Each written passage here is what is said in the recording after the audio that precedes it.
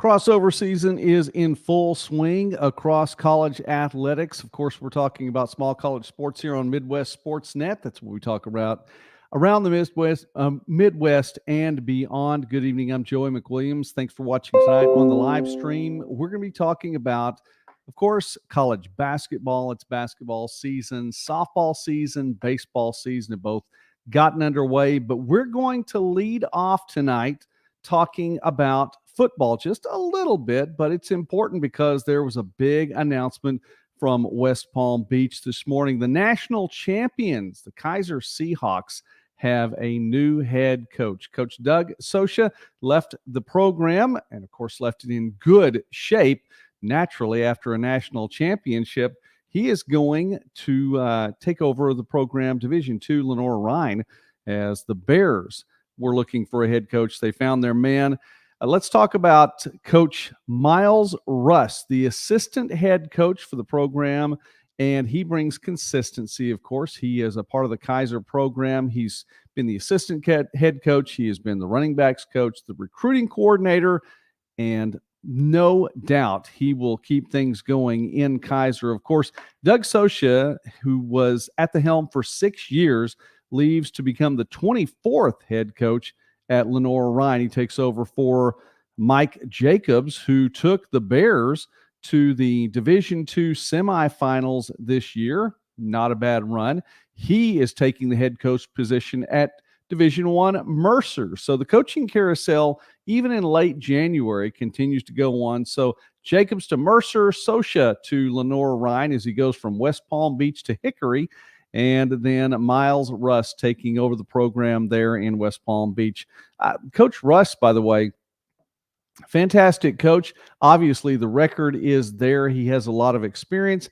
And even going back to his playing days, I saw this, and this was the first time I had seen these numbers today, that during his time at Robert Morris, he carried the ball for 4,271 yards, 4,271 rushing yards, averaged better than 100 rushing yards per game during his career. It's a fantastic number. So obviously he has helped lead that ground game for Keiser, and it has been quite significant over the course of the last few years, and of course a national championship this year as well. So congratulations to new head coach Miles Russ. Now, if you're watching us live tonight, be sure and let us know from where you are watching us, and let us know what your favorite team is. Are we getting enough coverage for them? Division II and NAI here on Midwest Sports Net.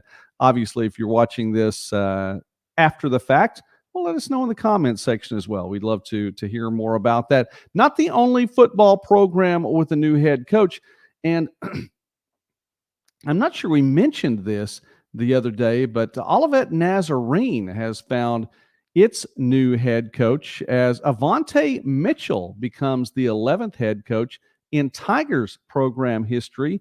He comes to Bourbonnais, makes his way over from Lawrence Tech, where he was the head coach for the last 4 years. So Avante Mitchell, the head coach at Olivet Nazarene. Now let's go back over to crossover season and just some highlights tonight and from the weekend. Numbers across the country. This one actually from the weekend. It happened on Saturday.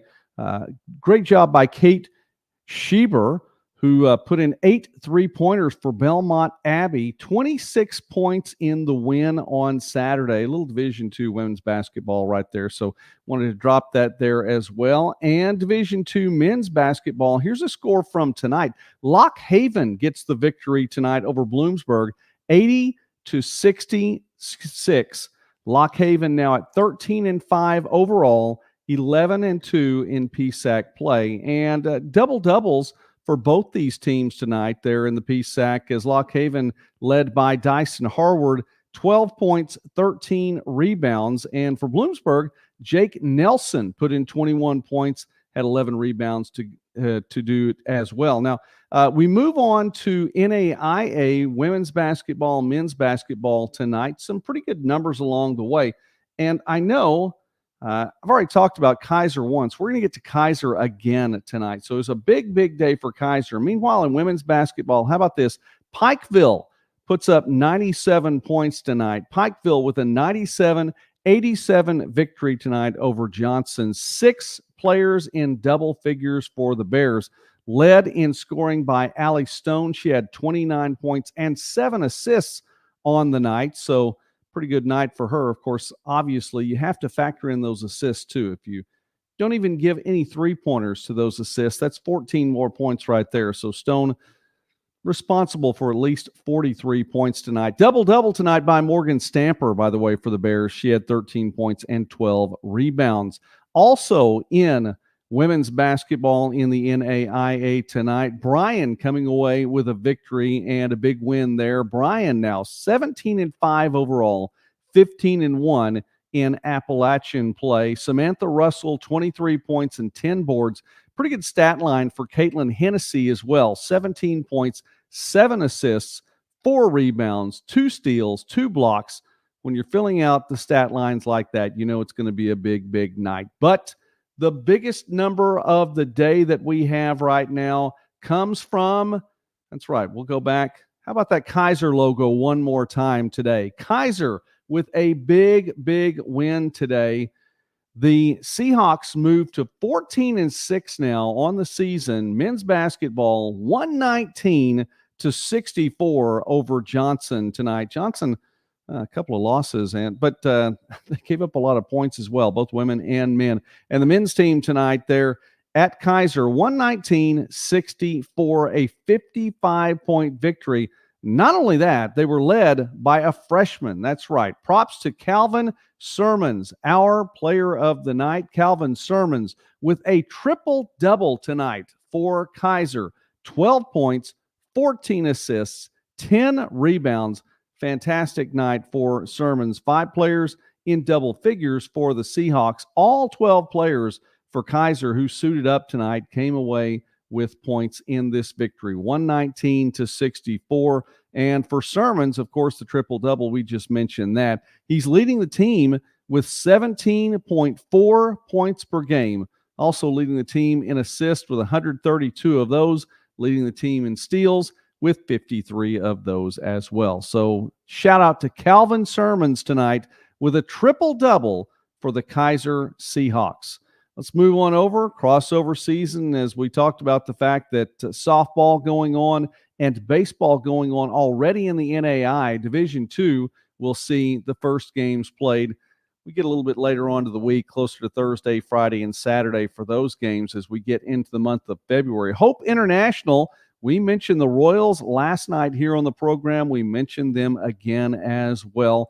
And it is now a 5-1 record for Hope International. 2 more shutout victories today. Of course, Ali Puente, one of those responsible in the circle. She moves her record to 3-1 on the season. Hope International now 5-1, an 8-0 victory and a 4-0 victory, both over La Sierra today. That is from NAIA softball. One more game to talk about today, and we move over to the other diamond as Park Gilbert comes away with a big victory today on the baseball diamond. Yesterday, we talked about a team putting up 20 runs. How about the Buccaneers today at home over College of Idaho? 20-3, the final score. Park Gilbert, 20 runs on the board. And they do it in big-time fashion in the 8th inning. That's right. 10 of those 20 runs coming in the 8th inning. They're the home team. They didn't even come up to bat in the bottom of the 9th. No need for that. And especially when you get play like this from Anthony Marcone, 2 for 5 on the day, but he was a big part of that 8th inning as well. He has a double and a triple. Those are his 2 hits on the day. They both come in the bottom of the 8th inning. He's responsible for 6 RBI on the day.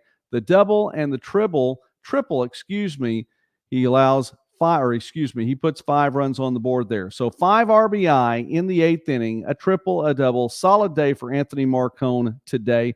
The Bucs get the win, and it's their first win of the season as well. The Buccaneers dropped both of the first 2 games of this 3-game series against College of Idaho yesterday, and they come back. They pick up the win today. So Park Gilbert now 1-2 on the season, but they do so in big-time fashion, 20-3. The win today over College of Idaho. So that is a run through small college sports today. Again, always let us know from where you are watching us here on Midwest Sportsnet. We'd love to know that, and let us know if we covered your favorite team as well. And maybe we missed some stats. Let us know about that in the comments section, of course, in the live chat as well. We appreciate that. I want to say thanks for watching tonight. A shout out to you, and we would appreciate it also if you took the time, give us a like to this video today and continue to enjoy the videos here on the channel.